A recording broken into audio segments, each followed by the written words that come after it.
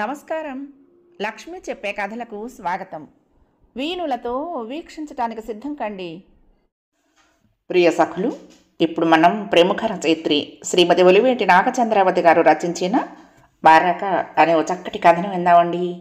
ఈ కథ ఆకాశవాణి విజయవాడ కేంద్రం వనితావాణిలో ప్రసారమైన రేడియో కథ. 8/9/2018లో ప్రసారమైంది. ఇప్పుడు కథ మొదలు పెట్టేస్తున్నానండి. పచ్చగా పసుపు రాసి తీరుగా కుంకుమ బొట్టు పెట్టి దట్టంగా మామిడాకు తోరణాలు కట్టిన గడప పెద్ద ముత్తైదులా కళకళలాడుతోంది. ఆ గుమ్మం ఎదురుగా ఆకుపచ్చ పట్టు చీర కట్టుకుని కుడి చేతిలో దేవుళ్ల విగ్రహాలు, కవ్వం వగైరాలు పెట్టిన ఇత్తడి పళ్ళెం, రెండో చేతిలో 6 ఏళ్ల కొడుకు వంశీ చేయి పట్టుకుని నుంచింది వసంత. పక్కనే భర్త మాధవరావు వాచి చూసుకుంటూ నిలబడ్డాడు. 8 ఏళ్ల వాణి తండ్రి వేలు పట్టుకుని మొబైల్లో వినపడుతున్న నాదస్వరం ఆసక్తిగా వింటోంది. ఇంకా ఎంత టైం ఉంది? కొంచెం అసహనంగా అడిగింది వసంత. అయిపోయింది, 8:20కి ఇంకొక 10 సెకండ్లు అన్నాడు మాధవరావు. ఇంకా పదండి. మాధవరావు అనటమేమిటి, వాణి తండ్రి చేయి వదిలింది. ఒక్క అంగలో గుమ్మం దాటపోయింది. ఆగు! కరుగ్గా ఒక్క గదుము గదిమి వాణి చేయి పుచ్చుకొని విసురుగా లాగింది వసంత. బిక్కమొహంతో మళ్ళీ వెనక్కొచ్చి తండ్రి చేయి పట్టుకుంది వాణి. మాధవరావు కళ్ళల్లో కోపం, బాధ తాండవించాయి.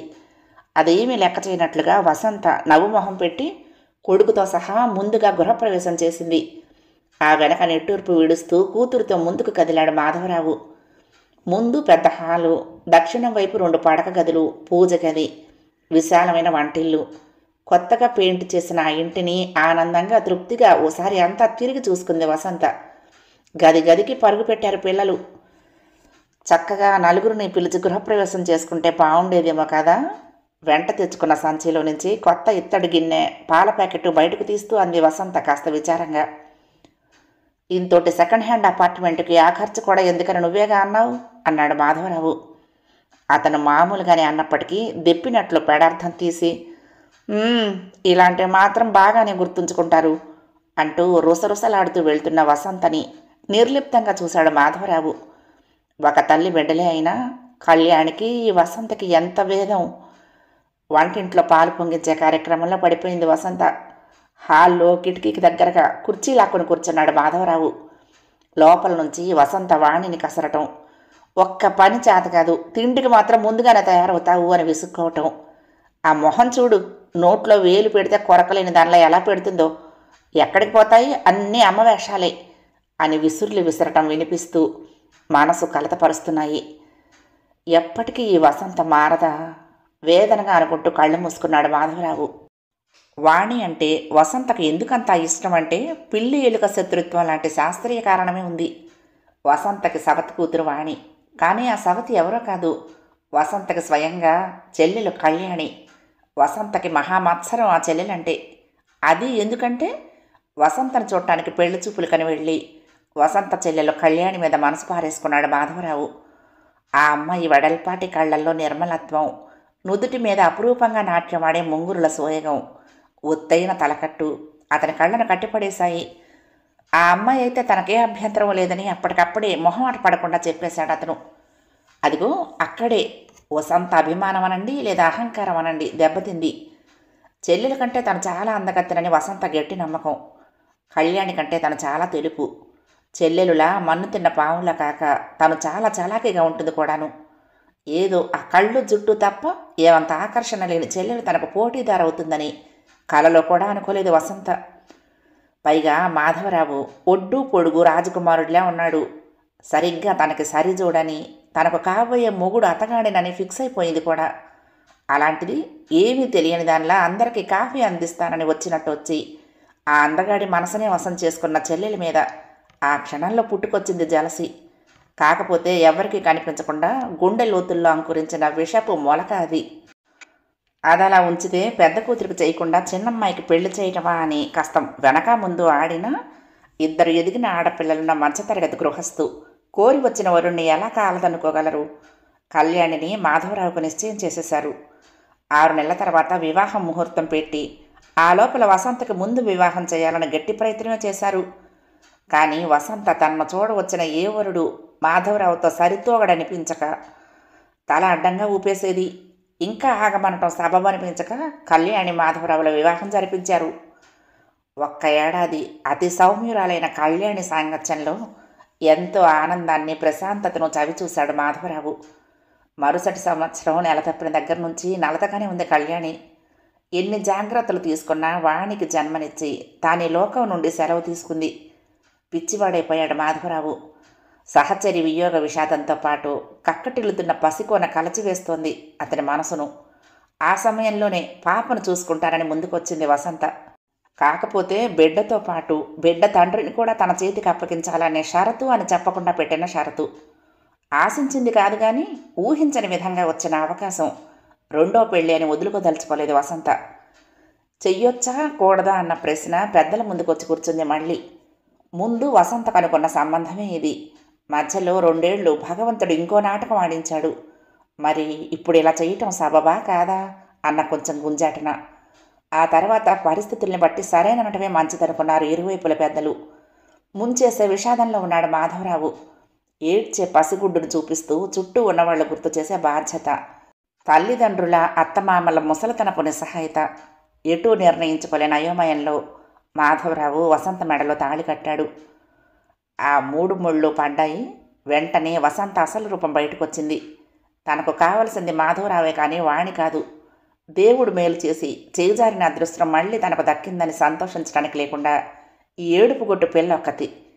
నీకంటే ముందు మా అమ్మ కాకంగిలు చేసిందోచ్చని వెక్కిరిస్తున్నట్లు అనిపించి లోపల కొరకొరలాడేది.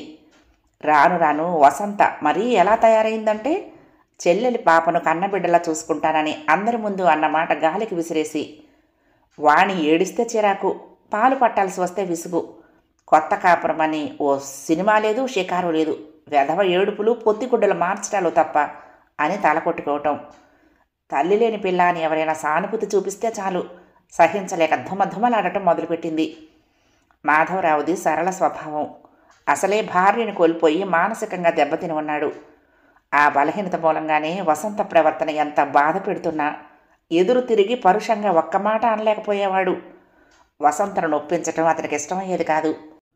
ఆ మెతకతనమే వసంతకు అలసైపోయింది. దేనికి అతన్ని నోరెత్తనీయదు. అంతా తన రాజ్యమే. ఎప్పుడైనా వ్యతిరేకంగా నోరు మెదిపాడో తనకేదో అన్యాయం జరిగినట్టు అల్లరల్లరి చేస్తుంది. సంవత్సరాలు తిరిగిపోతున్నా తను ఒక బిడ్డ తల్లై అమ్మతనం తెలిసొచ్చినా వాణి అంటే అదే అయిష్టం, అదే విరోధభావం. తల్లికి తానంటే ఎందుకు ఇష్టం లేదో తెలియదు వాణికి. కొట్టినా తిట్టినా బేలగా జాలిగా లేడి కళ్ళతో అలా చూస్తూ ఉండిపోతుందంతే. పాపం మాధవరావు వసంత కాఠిన్యం నుండి కూతుర్ని కాపాడుకోవడానికి తాపత్రయపడిపోతూ ఉంటాడు. ఎప్పటికైనా వసంత మారకపోతుందా అన్న ఆశ అతనిది. అయ్యో అయ్యో నీ చేతులు పడిపోను, గోడంతా ఖరాబ్ చేసావు కదే పాపిష్టిదానా, ఉచ్ఛైస్వరంతో దోషణ శతనామావళి వల్లిస్తోంది వసంత. ఏం కొంప మునిగిందో ఏమిటో ఆలోచనలన్నీ అటకెక్కించి హడలిపోతూ అటు పరిగెత్తాడు మాధవరావు. దూకటానికి సిద్ధంగా ఉన్న పులిలా ఉంది వసంత. ఎదురుగా మేకపిల్లలా బెదురుతూ వాణి, ఆ పక్కనే ఉలుకు పలుకు లేకుండా చూస్తూ వంశీ. విసురుగా వాణి వైపు ఉరుకుతూ పైకి లేపిన వసంత చేతిని అర్జెంటుగా పట్టుకుని ఆపాడు మాధవరావు. ఏమైంది అడిగాడు. ఏమైందా చూడండి మీ కూతురు నిర్వాకం. దూకుడుగా వాణిని పక్కకు లాగింది వసంత.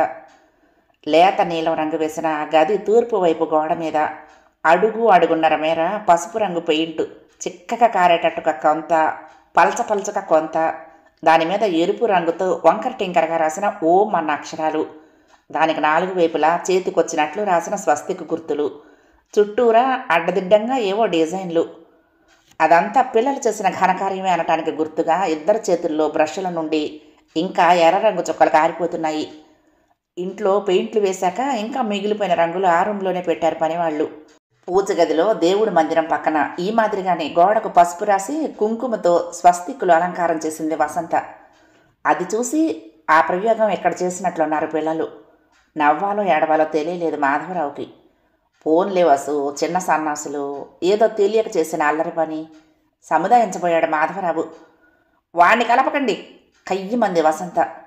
పసివెధవ వాడికేం తెలుసు, ఈ దెయ్యమే నేర్పుతోందన్నీ.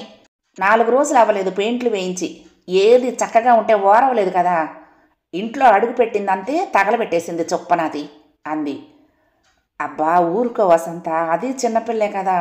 సమర్థించబోయాడు. ఇదిగో ఇలా వెనకేసుకు రాబట్టే ఇంకా రెచ్చిపోతుంది. మీరు ఊరుకోండి. ఒక్కసారి అట్ల కాడ కాల్చి వాత పెడితే మళ్ళీ చేయదు ఇలాంటి పనులు. కోపంలో ఏం మాట్లాడుతుందో తెలియటం లేదు వసంతకి. ఇంక చాలు నోరు మీ వసంత. వాణిని అక్కడి నుండి లాక్కుపోతూ గట్టిగానే కసురుకున్నాడు మాధవరావు. అక్కడే ఉండి ఆ గోడకేసి చూస్తున్న కొద్దీ కక్ష తాటి ప్రమాణం పెరిగిపోతోంది వసంతకి. నరికేయాలి దీన్ని. కసిగా పళ్ళు పటపటలాడించింది వసంత. పావు గంట దాకా ఉప్పు కూడా లేని కారం తిన్నదానిలా అందరి మీద కస్సుబుస్సులాడుతూనే ఉంది.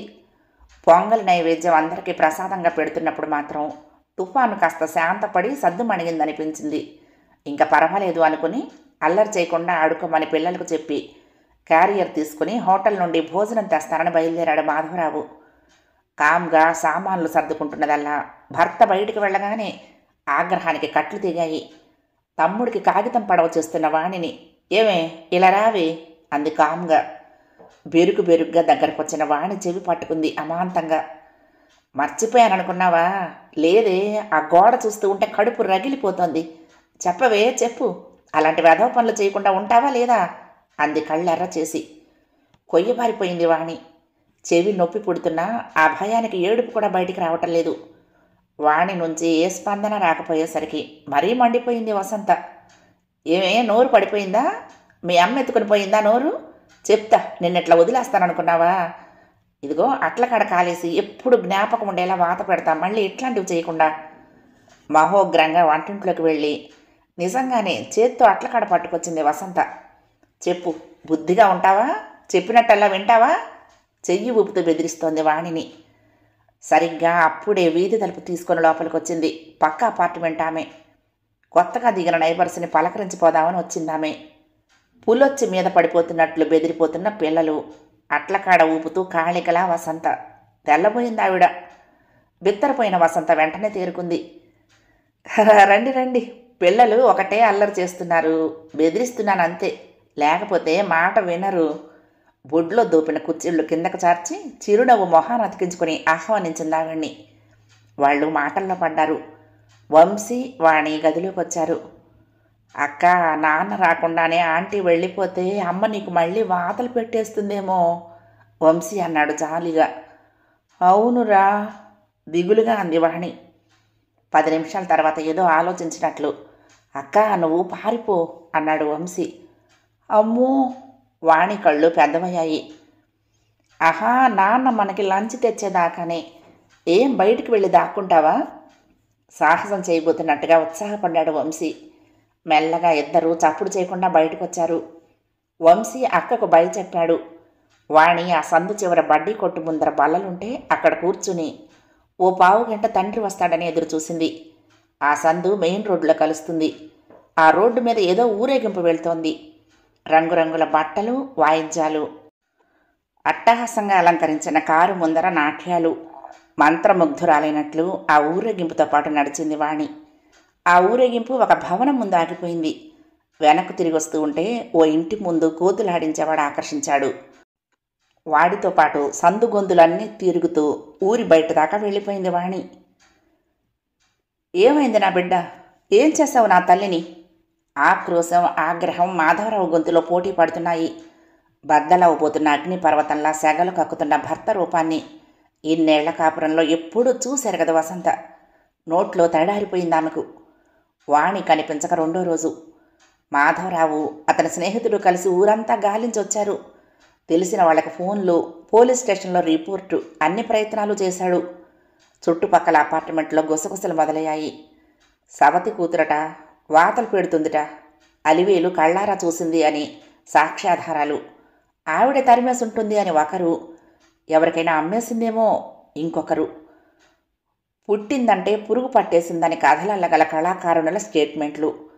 బయటకు మొహం చూపటం లేదు వసంత. హంతకురాలన్న ముద్ర వేసేందుకైనా వెనుకాడిన వాళ్లకు అసలు అట్లకాడ వేడి కూడా చేయలేదంటే నమ్ముతారా? భర్త అయితే తన మొహం చూడటానికి కూడా ఇష్టపడటం లేదు. అది మరీ శిక్ష అయిపోయి మనసును కోత పెట్టేస్తోంది. తన కర్కసత్వం ఎంత హద్దు దాటి ఉండకపోతే గోవులాంటి భర్త పరశురాముడవుతాడు. తాను చూపిన నరకం ఎంత భరించరానిదైపోతే నోరు వాయి లేని పసిపిల్ల ఇల్లు దాటిపోతుంది. నాకు సాటెవరు అన్నట్లు తల ఎగరేస్తున్నట్లుండే వసంత భుజాలు కుంచుకొని వంగిపోతోంది. తల్లి తండ్రి వచ్చారు. నువ్వు తెలివిగలదానివే అమ్మాయి, సవతి కూతుర్ని బాగా వదిలించుకున్నావు అన్నాడు తండ్రి వ్యంగ్యంగా. చర్నాకోల చివరల చురుకు తగిలిన దానిలా త్రుళ్ళిపడింది వసంత. మీరు కూడానా నాన్న? గద్గద స్వరంతో అంది. ఏ లోకంలో ఉందో నీ చెల్లెలు నేను క్షమించదే అంది తల్లి ఏడుస్తూ. ఉలిక్కి పడింది వసంత. నిజంగానే కళ్ళు మూస్తే కళ్యాణే కనిపిస్తోంది. దాని తప్పే ఉన్నదని నా మీద పగని దాని మీద చూపించుకున్నావు. నీకు మటుకు నా ఉసురు తగలదు కోపంగా చెప్పిస్తోంది. భగవాన్ పశ్చాత్తాపంతో చేతులు రెండు మూకుళించి నుదుటి కానించింది వసంత. లోకులు హంతకురాలనంటున్నారు. శత్రువు ఎదురొస్తే మొహం తిప్పుకున్నట్లు చాటవుతున్నాడు పెనిమిటి. చివరికి కన్నవాళ్ళు తోడబుట్టిన వాళ్ళు కూడా రాక్షసినంటున్నారే. అంత చెడ్డదా తను? వాణి ఇక కనపడకపోతే, శవమై దొరికితే ఈ మచ్చ శాశ్వతంగా తన నుదుట ముద్రైపోదా? వణికిపోతూ తల్లి ముందు సాగిలి పడిపోయింది వసంత. అమ్మా, ఈ నేరం నెత్తిన మోస్తూ జీవితాంతం ఆయన కళ్ళెదురుగా తిరగలేనమ్మా. నువ్వే ఏ విషయం నా గొంతులో పోసి ప్రాయశ్చిత్తం చెయ్యమ్మా. కట్టలు తెంచుకున్న దుఃఖావేశంతో బావురు మంది వసంత. ప్రక్షాళనమైన కూతుర్ని తృప్తిగా చూసింది ఆవిడ. ఓ గంట తర్వాత తాతగారి వేలు పట్టుకుని ఇంట్లోకి వచ్చింది వాణి. ఆయన చెప్పిన కట్టు కథ ఇక్కడ ప్రస్తుతం. ఆ మర్నాడు నీలం రంగు డబ్బా తీసుకుని పెయింటర్ వచ్చాడు. మాధవరావు అతనిని గదిలో ఎక్కడ రంగు వేయాలో తీసుకువెళ్ళి చూపిస్తున్నాడు. వద్దండి, రంగు వేయొద్దు అంది వసంత. ప్రశ్నార్థకంగా చూశాడు మాధవరావు. నా బుద్ధి పక్కదారి పట్టినప్పుడు హెచ్చరిస్తూ ఉంటుంది మరక, దాన్ని అక్కడే ఉండనియండి అంది వసంత నిబ్బరంగా. కథ సమాప్తం. ప్రియ సఖులు, ఈ కథ మీకు నచ్చితే తప్పకుండా లైక్ చేయండి, షేర్ చేయండి, కామెంట్ చేయండి, సబ్స్క్రైబ్ చేసుకుని నన్ను ఎంకరేజ్ చేయండి. ఉంటానండి.